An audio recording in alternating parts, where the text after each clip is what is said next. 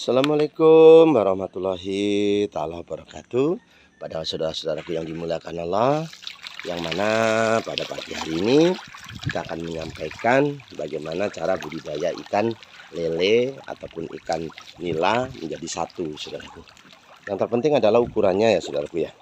Ukuran ikan ini harus sejajar ataupun sama. Supaya apa? Supaya tidak saling ribut ataupun berantem ataupun saling memakan. Karena ikan lele ini tergolong kanibal. Lele ini kanibal, tapi kalau dicampur dengan yang seumur, ukurannya yang sama, insya Allah, saudaraku. Jadi kita memasukkan nila 100 ya 100. Kecuali ada yang mati karena nila ini tergolong bandel, saudaraku. Lelenya apalagi lebih bandel. Tapi dengan memberi pakan ikan nila, nanti kotoran si ikan nila ini akan dimakan oleh si lele tadi. Jadi di dalam kolam ini tidak terlalu banyak kotoran ataupun lumpurnya si efek dari memelihara ikan nila. Nah, nanti 1 bulan ataupun 40 hari udah panen ini, saudaraku, yang lelenya.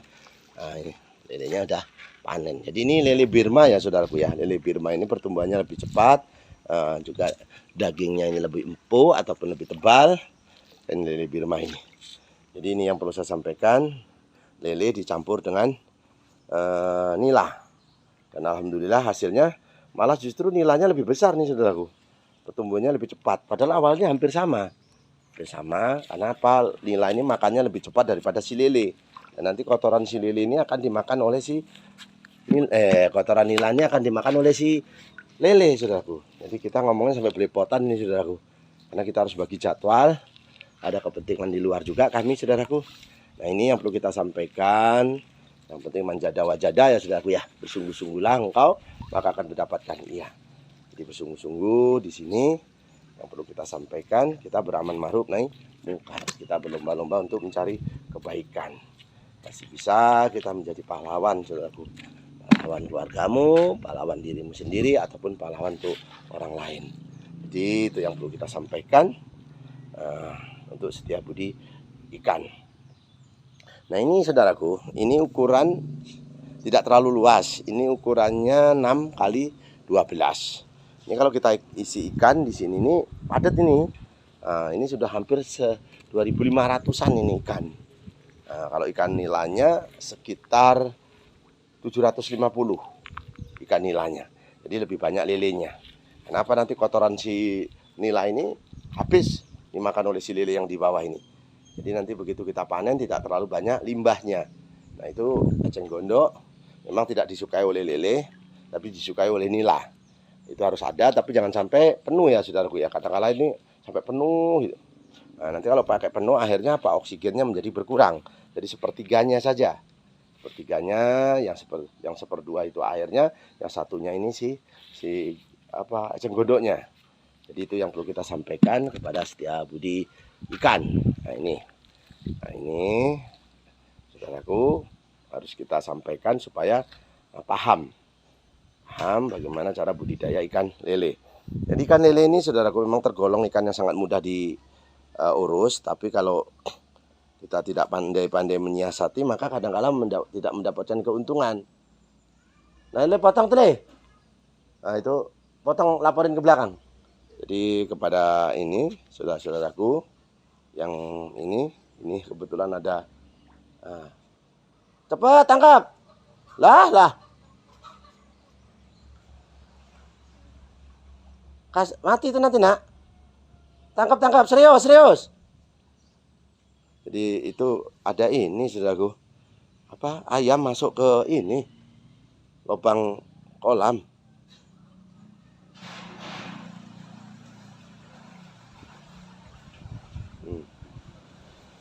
Nah, itu. Tapi ya kembali lagi ya, saudaraku ya. Itu nanti mati tuh, mending dilaporin belakang aja biar gini. Musim wabah sekarang. Itu goloknya di situ tuh, di atas. Nah, ini, saudaraku, hari-hari ini di tempat kami ini banyak wabah penyakit khususnya ayam. Jadi kalau melihara ayam itu sebenarnya kalau tidak pinter-pinter ya bukannya untung malah buntung. Nah, jadi kalau ikan sebenarnya dari bertahun-tahun kami melihara ikan, alhamdulillah. Yang penting airnya jangan sampai dari sumur bor langsung ikannya dimasukkan, kurang bagus saudaraku. Jadi kalau dari sumur bor itu, kalau dari kolam tanah seperti itu saudaraku langsung dimasukkan ke sini tidak masalah. Tapi kalau dari sumur bor ataupun dari sumur biasa langsung dimasukkan ke kolam, ikannya langsung dimasukkan, nanti ikannya kurang sehat. Karena apa? Di situ masih banyak pH-nya ataupun asam. pH-nya tinggi, diendapkan 1 bulan, setengah bulan, supaya apa? Supaya ikannya ini airnya melumut dulu, melumut dan ikannya menjadi sehat. Nanti itu yang perlu kita sampaikan. Jadi itu ya saudaraku ya, jangan terlalu panjang kontennya, nanti menimbulkan kejenuhan ya saudaraku. Jadi saya ingin mendoakan juga lah yang subscribe, ya Allah. Jadi sayangilah yang ada di bumi dan saya yang ada di langit menyayangi kita. Jadi saya berharap dengan saudara-saudaraku supaya kita bersama-sama beramal ma'ruf nahi mungkar, berbagi ilmu walaupun tidak terlalu banyak, ya Allah, semoga bisa bermanfaat. Jadi kalau memelihara lele tidak bisa menyiasati, tidak bisa dalam arti mengambil kotoran ikan, kotoran sisa-sisa ayam itu loh saudaraku, usus-ususnya ataupun ayam tiren, maka keuntungannya kurang ini saudaraku. Kalau lele, kalau nila ini kan makanan daun-daunan suka, daun bayam, daun kangkung, daun singkong suka. Lele kadang-kadang keuntungannya nggak banyak karena pakan ini mahal. Jadi kalau bisalah pemerintah ini subsidinya jangan hanya soal minyak ataupun pupuk saja, tapi subsidinya juga harus tentang pakan ikan seperti ini. Jadi pakan ikan harus disubsidi. Karena apa? Kami juga ini petani, cuman bedanya kami ini petani ikan, kalau itu kan petani padi ataupun petani sawit, itu kan orang-orang sukses sebenarnya, jadi malah disubsidi. Kita yang pakan ikan tidak pernah disubsidi, padahal ini termasuk penyangga pangan juga. Semoga penontonnya ada yang berwenang di dalam dunia pemerintahnya Pak Jokowi ini, kalau mendengar ya Allah semoga terketuk, karena kami ini mencari pakan kadang-kala hilang. Kadang-kadang harganya tinggi, kita tidak beli bagaimana, terutama kasihan untuk budidaya lele. Budidaya lele ini keuntungannya nggak banyak, ini pemerintah betul nggak banyak, tapi dibutuhkan. Pecel lele sepanjang jalan itu menggunakan lele. Kami inilah yang memelihara dan keuntungannya tidak ada pemerintah. Ini mohon maaf, kami juga dulu nyoblos Pak Jokowi, kami juga dulu timnya Pak Jokowi. Tolong perhatikan kami pembudidaya ikan ini supaya pakan ikan juga disubsidi. Benar ini pemerintah, benar. Saya ini tidak ikhlas kadang-kala karena meliharanya capek, sudah dipanen, nggak taunya biaya pakan besar. Nah ini, jadi saya berharap jangan wirawiri, lebih baik wirausaha supaya kita menghasilkan di lingkungan kita.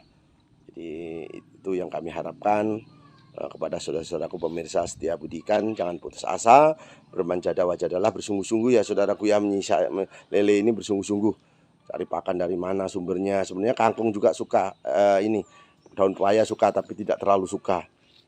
Menggunakan ayam tiren sajalah, ayam-ayam potong yang mungkin yang sudah mati tapi belum busuk, itu dibakar dulu, bulunya dimasukkan, kerjasama dengan pengusaha ayam, kandang ayam terutama saudaraku. Jadi terima kasihlah ya sudah menonton. Semoga dipanjangkan umurnya, dijauhkan dari penyakit dan musibah ya Allah. Dengan doa selamat hamba-Mu ya Allah.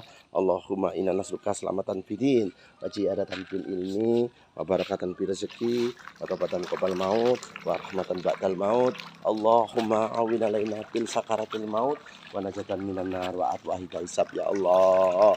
Allahumma fa'ana qola'a wal bala'a wal pasa'a wal munkaro wasyuyufal muqtaribata wasadaida wal minhana mathara minha wa mabatoda min baladina hada hoso wa min buldanil muslimin amma innaka ala kulli syai'in qadir ya Allah.